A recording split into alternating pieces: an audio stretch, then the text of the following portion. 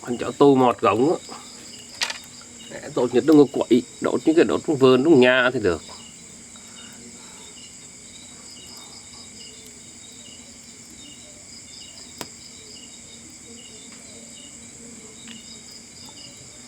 Mà nó bục rồi.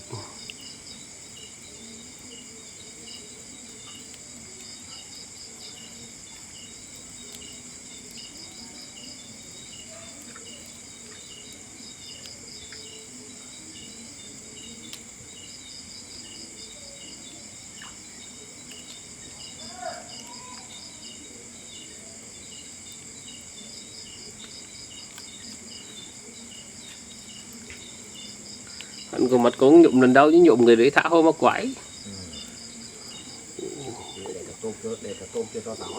Quái như đến sáng mai nó hết.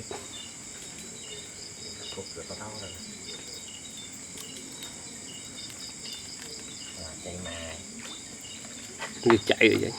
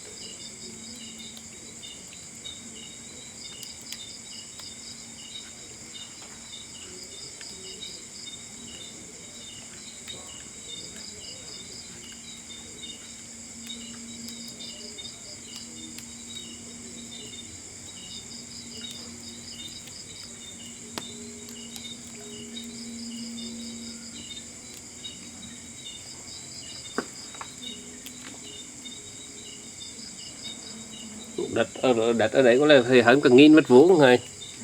Cầm nếu báo bia nó có thể hơn 1.000. Đó. Hơn 1.000.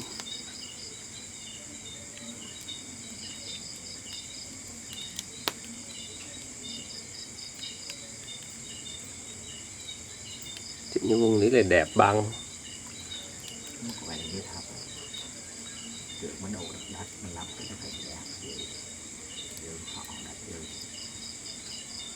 Thật dưng hơi lăng nhăng. Vì trước thì như kiểu là ảnh có cái đôi cái nụ như thích mục giờ một mục thích lấp thì lấp chứ dư hơn bạch. Giá xa xí. Giờ bây giờ cái này là giờ bây giờ mình ăn cỏ mở thêm một cái đường gỗ thì một cái cỏ như đó thì rạc ví dụ ái phá nhà cả thứ nữa. Tương tập lột rồi. Cả thứ hắn chờ để hắn lọc trừ cái nó sao đổ thấy nó mà lọc đặt vào hứa là cái giờ đấy bây giờ của tiền rồi đất cũng không có đất nó đổ. Nó là nó có đất giờ nó cho. Hắn cho khai thác hết trước. Cái xín gì phép lung tung là ngủ.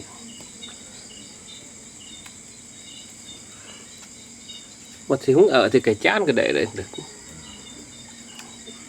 Sau này của chuột toàn của mình.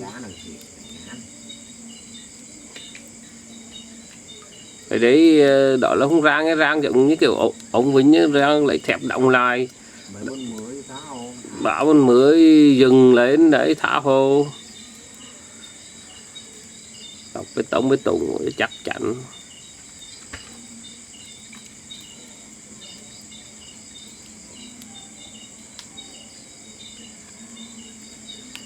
Nhưng mà cái đấy có dập bếp chứ như ngồi để mà ngồi quậy vào đèn sáng. Anh nói hết. Hồi nướng rồi thì cứ cắt củ đi cái là tạp. Để cho nó chạy cái nó tạp.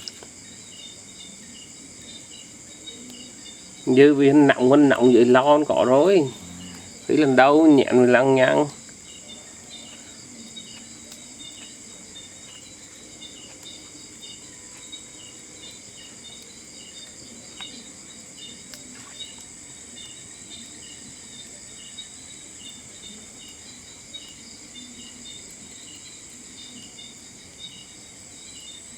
Vậy nếu có 60 toàn còn trả chủ về chứ hả? Thì để kiếm mình về. Mình cháu mặt đất đá gạt từ cháu nhà cửa mình rồi. Chuyện này nhà tạm bảo thì nãy giờ nhà mà anh cổ này kiến cổ này. chú Toán đóng con rây